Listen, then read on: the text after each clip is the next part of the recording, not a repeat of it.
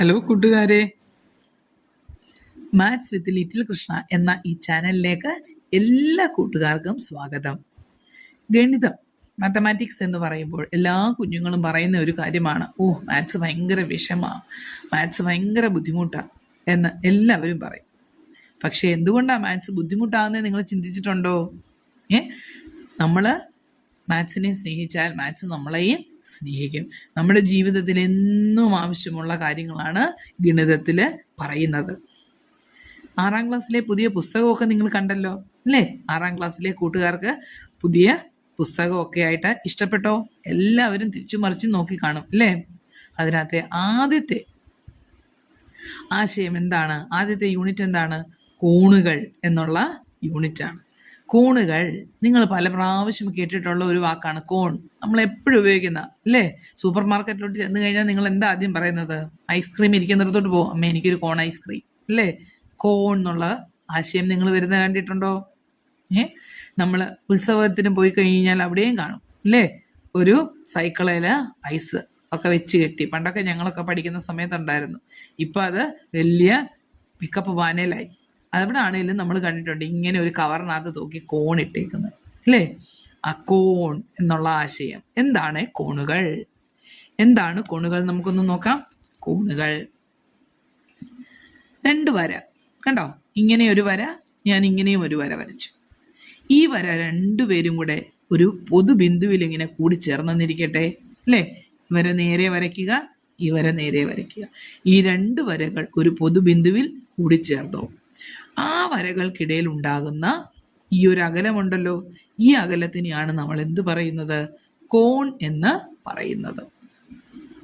മനസ്സിലായോ കുഞ്ഞുങ്ങളെ? 2 വരകൾ, ഇങ്ങനെയുള്ള 2 വരകൾ ഒരു പൊതുബിന്ദുവിൽ വന്ന് കൂടിച്ചേർന്നപ്പോൾ അവയ്ക്കിടയിൽ ഉണ്ടാകുന്ന ഈ അകലമാണ് കോൺ എന്ന ആശയം നമുക്ക് പറഞ്ഞു തരുന്നത് അല്ലെ? കോൺ എന്ന ആശയം കൊണ്ട് നമ്മൾ അർത്ഥമാക്കുന്നത്. നിങ്ങൾ കണ്ടിട്ടുണ്ടോ ക്ലോക്കിലെ സൂചികൾ നമ്മൾ എപ്പോഴും കാണുന്ന അല്ലേ? വലിയ സൂചിയുമുണ്ട്, ചെറിയ സൂചിയുമുണ്ട്. ഈ വലിയ സൂചിയും ചെറിയ സൂചിയും ഒരുമിച്ച് നിൽക്കുന്നിടത്തുനിന്ന് ഇങ്ങനെ കറങ്ങി കറങ്ങി കറങ്ങി കറങ്ങി ഇപ്പം എത്ര ആ സമയം നിങ്ങൾക്ക് അറിയാമല്ലോ. ഇപ്പം ഇത് കണ്ടു കഴിഞ്ഞാൽ നിങ്ങൾക്ക് അറിയാം ഇത് എത്ര മണിയാണ്? 3 മണി. അപ്പം നോക്കിക്കേ, ഇവിടുന്ന് തുടങ്ങി ഈ ചെറിയ സൂചി കറങ്ങി കറങ്ങി കറങ്ങി കറങ്ങി കറങ്ങി പതുക്കെ ഇവിടെ വന്നു. കണ്ടോ? അപ്പം ഇവർക്കിടയിലും ഒരകലം, ഈ 2 സൂചികൾക്കിടയിലും ഉണ്ട് അകലം. ഈ അകലത്തിനെ നമ്മൾ എന്താ പറയുന്നത്? കോൺ. അപ്പം 2 വരകൾ ഒരു പൊതുബിന്ദുവിൽ കൂട്ടിമുട്ടുമ്പോൾ അവയ്ക്കിടയിൽ ഉണ്ടാകുന്ന അകലമാണ് കോൺ എന്നുള്ള ആശയം കൊണ്ട് നമ്മൾ മനസ്സിലാക്കുന്നത്. അപ്പം ഇനി പലതരത്തിലുള്ള കോണുകളുണ്ട്.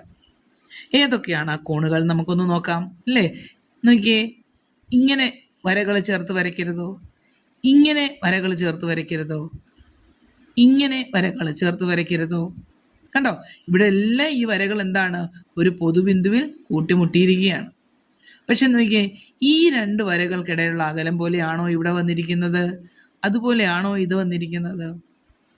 ഇത് ചെറിയ ആംഗിളാണ്, ഇത് വലിയ ആംഗിളാണ്. ഇവർ രണ്ടിൽ നിന്നും വ്യത്യസ്തമായിട്ട് നോക്കിയാൽ നമ്മുടെ ഇംഗ്ലീഷ് ആൽഫബറ്റിലെ എൽ പോലെ വന്നിരിക്കുന്ന ഒരു ആംഗിൾ കണ്ടോ? എൽ പോലെ നേരെ നമ്മൾ എഴുതിയ എൽ, ക്യാപിറ്റൽ ലെറ്റർ എൽ എഴുതുന്ന പോലെ കൃത്യമായിട്ട് എഴുതി കഴിഞ്ഞാൽ ഇങ്ങനെ ഇരിക്കും. അപ്പം ഇത് അകലം കുറവാണ് ഈ വരകൾക്കിടയിൽ, ഈ വരകൾക്കിടയിൽ അകലം കൂടുതലാണ്. പക്ഷെ ഈ വരകൾക്കിടയിൽ ഇതിന് രണ്ടിനും ഇടയ്ക്ക് വരുന്നതാണ്. അപ്പം ഈ കോണുകളെ നമ്മൾ പറയുന്നത്, അപ്പം ആദ്യം നമുക്ക് ഇത് പറയാം. ഈ കോണിനെ ബേസ് ചെയ്തിട്ട് നമുക്ക് മറ്റ് 2 കോണുകൾക്കും പേര് കൊടുക്കാം. ഈ കോൺ, അതായത് എൽ പോലെ വരുന്ന ഈ കോണിനെ നമ്മൾ പറയുന്നത് മട്ടകോൺ എന്നാണ്. മട്ടകോൺ. ഇംഗ്ലീഷിൽ പറഞ്ഞാൽ അത് റൈറ്റ് ആംഗിൾ. ഇംഗ്ലീഷിൽ അത് റൈറ്റ് ആംഗിൾ എന്ന് പറയും, മട്ടകോൺ. അപ്പം ആദ്യത്തെ കോണാണ് നമ്മളിപ്പോൾ പഠിച്ചത്, മട്ടകോൺ. അത് ഏത് ഷേപ്പിൽ വരും? എൽ ഷേപ്പിൽ. അവരുടെ തമ്മിലുള്ള അകലം നമ്മൾ എപ്പോഴും കാണിക്കുന്നത് ഇങ്ങനെയാണ്. ഇങ്ങനെ കണ്ടു കഴിഞ്ഞാൽ ഓർത്തോണം ഇത് മട്ടകോൺ എന്നാണ്.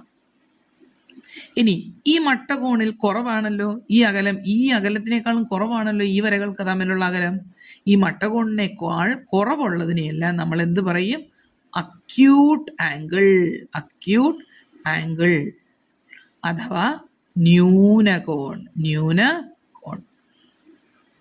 ഇന്ന് നിങ്ങൾക്കിപ്പം ന്യൂനകോണൊന്നും പഠിക്കാനില്ല, നമ്മളുടെ പുസ്തകത്തിലൊന്നുമില്ല. പക്ഷെ നിങ്ങൾ അറിഞ്ഞിരിക്കണം എല്ലാ കാര്യങ്ങളും നമുക്ക് അറിയാൻ പറ്റുന്നിടത്തോളം വിവരങ്ങൾ ശേഖരിച്ചു വെക്കുക. നിങ്ങളുടെ നിഘണ്ടുവൊക്കെ എഴുതുന്നില്ലേ, നിങ്ങൾ നിഘണ്ടുവിലൊക്കെ ഉൾപ്പെടുത്തേണ്ട കാര്യങ്ങളായതൊക്കെ.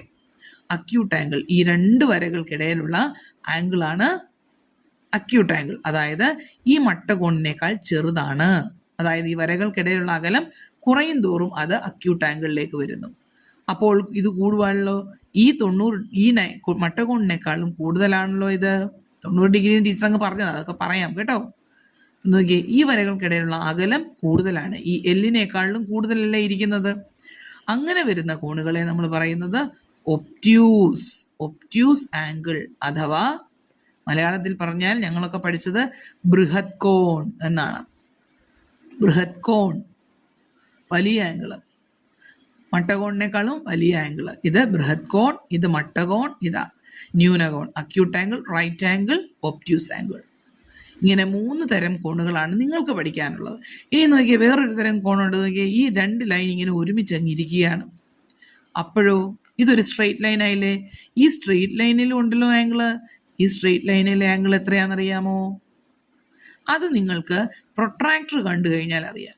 പ്രൊട്രാക്ടർ എന്ന് പറയുന്ന ഒരു ഇൻസ്ട്രുമെന്റ് നിങ്ങളുടെ ഇൻസ്ട്രുമെന്റ് ബോക്സിനകത്തുണ്ട്. പ്രൊട്രാക്ടർ നിങ്ങളിപ്പോൾ ഓൾറെഡി പഠിച്ചു കാണും. പ്രൊട്രാക്ടർ എന്തിനു ഉപയോഗിക്കുന്നതാണ്? കോണുകൾ അളക്കാൻ ഉപയോഗിക്കുന്നതാണ് പ്രൊട്രാക്ടർ. ആ പ്രൊട്രാക്ടർ നോക്കിയാൽ 0 to 180 എന്ന് പറയുന്ന ഒരു റീഡിങ്ങിൽ ഇങ്ങനെ കാണാം. ഇത് സ്ട്രെയിറ്റ് ആംഗിൾ ആണ്. അപ്പോൾ ഇവിടുത്തെ ആംഗിൾ എത്രയാണ്? Straight angle. ഇതിന് പറയുന്നത് സ്ട്രെയിറ്റ് ആംഗിൾ. എത്രയാണെന്നുള്ളത് പിന്നെ പറയാം. ഇതെത്രയാണ്? ഇത് സ്ട്രെയിറ്റ് ആംഗിൾ എന്നാണ് ഇതിന് പറയുന്നത്. സ്ട്രെയിറ്റ് ആംഗിൾ, നേർരേഖയിലെ കോൺ എന്നുള്ളതാണ്. അപ്പോൾ ഇപ്പം നമ്മൾ കോൺ എന്നുള്ള ആശയം പഠിച്ചു. 2 വരകൾ ഒരു പൊതുബിന്ദുവിൽ വന്ന് കൂട്ടിമുട്ടുമ്പോൾ അവയ്ക്കിടയിൽ ഉണ്ടാകുന്ന ആ അകലത്തിനെയാണ് കോൺ എന്ന് പറയുന്നത്. അടുത്തത് എന്താണ്? 3 തരം കോണുകൾ, 4 തരം കോണുകൾ നമ്മളിവിടെ പറഞ്ഞു. വരകൾക്കിടയിലുള്ള അകലം കുറഞ്ഞത്, ഇത് എൽ പോലെ വരുന്നത്, ഇത് ആ എല്ലിനേക്കാൾ വലുത്, ഇത് നേരെ വരുന്നത്, അല്ലേ? ഇത്രയും കോണുകൾ. അപ്പം ഇതിൽ എൽ പോലെ വരുന്നത് മട്ടകോൺ. അതിനേക്കാൾ അകലം കുറവാണെങ്കിൽ അത് എൽ പോലെ വരുന്ന മട്ടകോൺ അല്ലെങ്കിൽ റൈറ്റ് ആംഗിൾ. അകലം കുറവുള്ളത് അക്യൂട്ട് ആംഗിൾ അല്ലെങ്കിൽ ന്യൂനകോൺ. അകലം കൂടുതലുള്ളത് ഒബ്റ്റ്യൂസ് ആംഗിൾ അല്ലെങ്കിൽ ബൃഹത് കോൺ. ഇനി ഈ വര ഇങ്ങനെ കറങ്ങി കറങ്ങി 2 വരകൾ ഒരേപോലെ വന്നു കഴിഞ്ഞാൽ അത് നേർരേഖയായി. നേർരേഖയിലെ കോൺ, ദാറ്റ് ഈസ് സ്ട്രെയിറ്റ് ആംഗിൾ എന്ന് പറയും. ഇത്രയും തരം കോണുകൾ നമ്മൾ അറിഞ്ഞിരിക്കണം. തൽക്കാലം ഇതിൽ കൂടുതലൊക്കെ ഉണ്ട്. ഇനി നിങ്ങൾ വലിയ ക്ലാസ്സിലൊക്കെ ചെല്ലുമ്പോൾ ഇതിലും വലിയ വലിയ ആംഗിൾസ് നിങ്ങൾ പഠിക്കും. തൽക്കാലം ഇത്രയും ആംഗിൾസിനെ കുറിച്ച് നമുക്ക് പഠിക്കാം. കോണിന് ഇംഗ്ലീഷിൽ പറയുന്നതാണ് ആംഗിൾ കേട്ടോ, ആംഗിൾ. അപ്പോൾ ഇത്രയും ആംഗിൾ കോണുകളെ കുറിച്ചുള്ള വിവരങ്ങൾ നിങ്ങൾക്ക് മനസ്സിലായി എന്ന് ഞാൻ വിശ്വസിക്കുന്നു. ഇനി അടുത്ത ക്ലാസ്സിൽ നമുക്ക് കോണിൻ്റെ അളവുകളെക്കുറിച്ചും കോൺ അളക്കുന്നതിനെക്കുറിച്ചും കോൺ വരയ്ക്കുന്നതിനെക്കുറിച്ചും പറയാം. അപ്പം എല്ലാവർക്കും താങ്ക് യു. നിങ്ങളുടെ കമൻസ് അറിയിക്കുക. നിങ്ങൾക്ക് മനസ്സിലായോ ഇല്ലയോ എന്നറിയിക്കുക. നിങ്ങൾക്ക് എന്ത് സംശയമുണ്ടെങ്കിലും എഴുതി ചോദിക്കുക. Okay, thank you.